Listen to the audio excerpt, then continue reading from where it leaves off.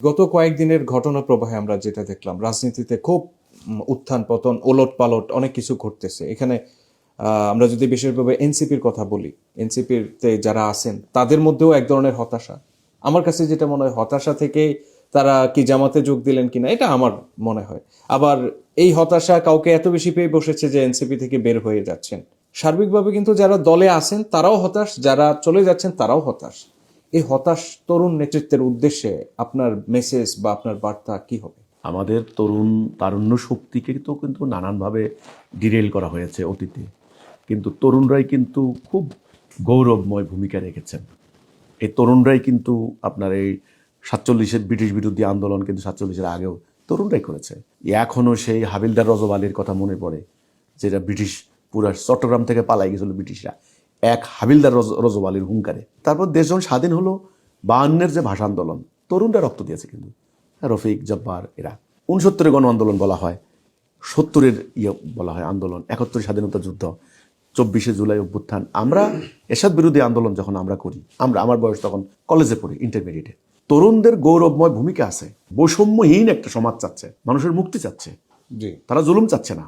তারা চাচ্ছে কি, তাদের চাওয়াটা কিন্তু পবিত্র, জি তাদের চাওয়াটা কিন্তু 2-4টা ধান্দাবাজ ধাপ্পাবাজ মানে ধান্দা খোঁজে, সেটা ভিন্ন কথা ভাই। এটা যে কোনো এত বড় আন্দোলন এসে হতেই পারে, ওইটাকে আমি বিবেচনায় আনি না। ওভারঅল তরুণদের যে চাওয়া, তাদের বয়সের যে চাওয়া, সেটা হলো তারা একটা পরিবর্তন চায়।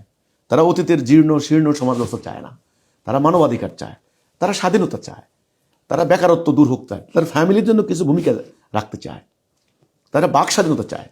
কিন্তু এখন এই তরুণরা যখন পায় না, তখন তারা হতাশ হবে স্বাভাবিক। আর জুলাই অভ্যুত্থানের পর ব্যাপকভাবে আশা আকাঙ্ক্ষার সৃষ্টি হয়েছে তরুণদের ভিতরে, কিন্তু দুর্ভাগ্যজনক সঠিক আদর্শ না থাকার কারণে এবং নেতৃত্ব আর হলো হেদায়া, মানে সঠিক পথ, খুব ইম্পর্টেন্ট, সিরাতাল মুস্তাকিম, কর্মসূচি, এটা আমি আবার বলছি, আদর্শ, সঠিক আদর্শ, আল্লাহর দেওয়া আদর্শ, যেই আদর্শের জন্য জীবন দেবে, দুর্নীতি করবে না, ওই আদর্শ, এবং আল্লাহর কাছ থেকে এর বিনিময় নেব, যা নেব, কোনো স্বার্থের জন্য না। আমি আন্দোলন করলাম, কিছুই পাইলাম না, এরকম না। আমি জীবন দিলাম আল্লাহর জন্য, এই আদর্শ।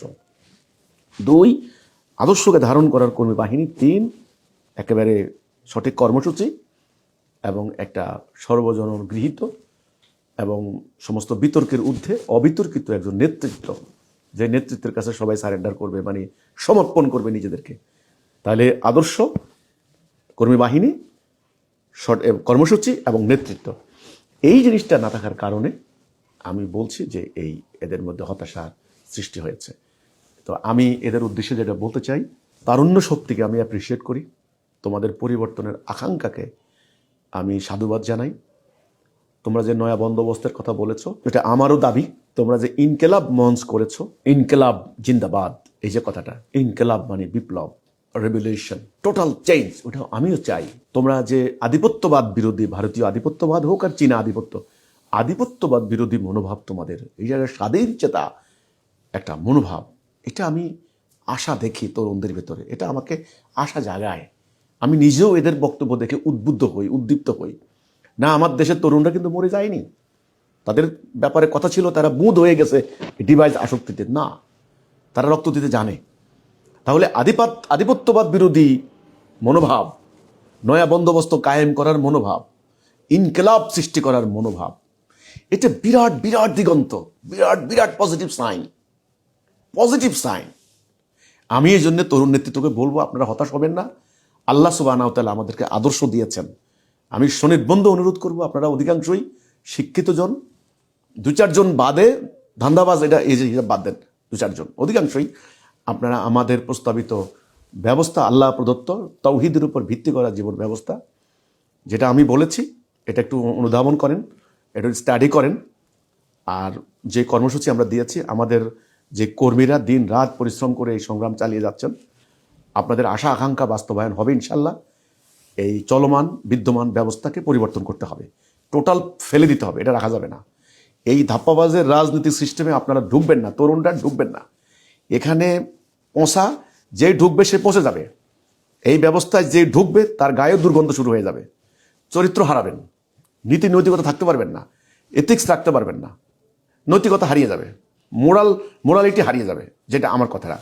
মোরেলও যাবে, মোরালিটিও যাবে। কাজেই এই ব্যবস্থাকে বাদ দিতে হবে, এই অর্থ ব্যবস্থা, বিচার ব্যবস্থা, অর্থাৎ সিস্টেমটাকে বাদ দেন। তরুণদের সাথে আমার এটাই কথা যে আন্দোলন যারা করছেন তাদের হতাশার কোনো কারণ নাই, দুর্ভাবনার কোনো কারণ নাই। আল্লাহর পক্ষ থেকে সঠিক পথ চলে এসেছে, হিজবুত তাওহীদ সেই প্রস্তাবনা তুলে ধরছে। ইনশাল্লাহ আমি হলফ করে বলতে পারি, যদি আমাদের তরুণরা আজকে তাদের ভিতরে আমি যে দেখতে পাচ্ছি যা তারা সঠিক আদর্শ পায়, আগামী দিন এরাই দুনিয়াকে লিড দিতে পারবে, সেটা আল্লাহর পক্ষ থেকে সেই গাইডলাইন চলে এসেছে। নবী করিম সাল্লাল্লাহু আলাইহি সাল্লাম যেই আদর্শ দিয়েছিলেন, আরে দেখেন না আরবেরও তরুণরা, আরবের সে মানুষগুলো পেটে ভাত ছিল না, ওকে কাপড় ছিল না, অস্ত্র ছিল না, তারা একসময় অর্ধ দুনিয়া তারা সত্য প্রতিষ্ঠা করেছে।